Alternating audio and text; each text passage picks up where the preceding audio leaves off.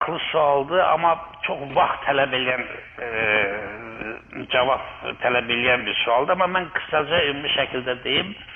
Əvvəla Kürd millət adı deyil. Kürd etnoqrafik termindir. Tatdır, Kürddir, tərəkəmədir, padardır, köçəridir, oturaqdır, yarım köçəri. Bu sadaladığım sözlər millətin adı ola bilməz. Yəni bu adın altında müxtəlif millətlər ola bilər. Bu etnoqrafik yaşam tərzinə görə insanlara verilən adlardır. Məsəl üçün, qışdağda, aramda yaşayan, yayda, yaylağa gedən insanlara, o heyvandar tayfalara tərəkəmədə deyilir, padar deyilir, yörük deyilir, yarım köçəri deyilir və Kürd deyilir. Yəni Kürd nədir? Kürd heyvandar tayfaların, o dağlarda aparıb heyvan saxlayan tayfaların adına verilir. Amma şəhərlərdə oturaq şəkildə yaşayana da tat deyilir. Bu millətin adı deyil. Bu Gürcü də ola bilər, Türk də ola bilər, Fars da ola bilər və s.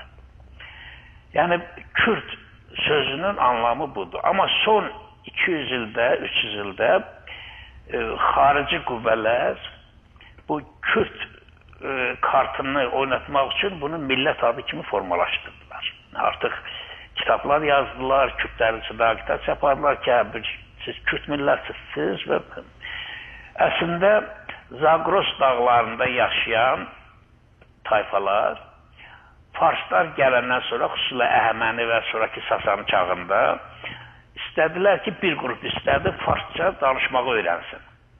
Çünki dövlət dili oydu, hakimiyyətdə Farslar idi həmin dönəmdə, öyrənə bilmədilər. Ona görə Farsın bir ləhcəsi yarandı.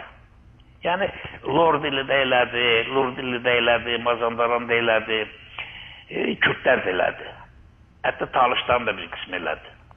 Onlar Fars dilini tam öyrənə bilmədikləri üçün ala yarımçıq qırıq bir Fars dilinə bənzər bir dil yarandı onların içində. Amma dağın o birisi tərəfində də deyək ki, ərəblər gəlmişdi, ərəblərin təpkisi çox idi. Onlar da çalışdılar, ərəb dilini öyrənsin, orada ərəb dilini öyrənə bilmədilər, onun bir yarımçıq. Ona görə bugün mövcud olan Türk tayfalarının çoxu bir-birini başa düşmür. Çünki sonradan yaranmış ayrı dillerin ləhcələridir. O millət adı deyil.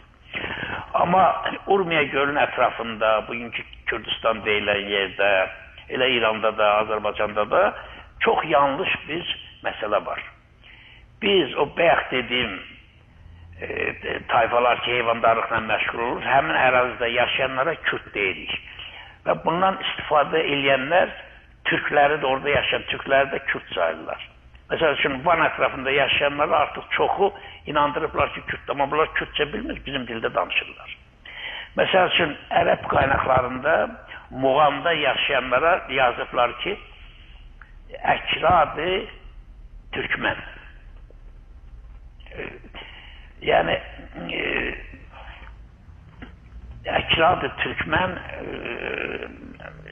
ərəb dilində Kürdün cəmi ki, Əkraddır və Türkmen nədir? Yəni, Türkmen Kürdləri nə deməkdir? Osmanlı arxivlərində deyək ki, belə tayfa adları var, bölgə adları da var. Əkradı Yörükan, Əkradı Türkmen. Bu, onu göstərirkən Türkmenlərin içində oturaqlardan fərqli olaraq bu dağa, yaylağa gedən, qışlağa gedənlərin fərqləndirilməsidir. Bu mənada o Kürd dilində Fars sözlərinin çoxluğu onu Fars dilinə biraz yaxınlaşdırır. Yəni bu sonradan ortalığa çıxmış bir məsələdir.